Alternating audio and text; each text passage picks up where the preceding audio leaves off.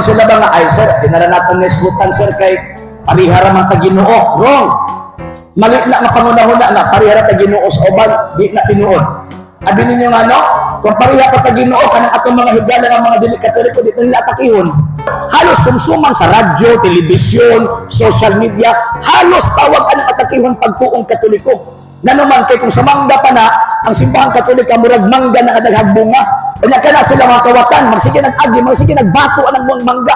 Hantod gadaghang mga bunga, mga hulog. Nya sagad sa mga Katoliko nga ma-convert nila katong mga mangga nga nangahulog nga nangaliki. Tanawa sila. Pasabton nimo grammar di na ka mao.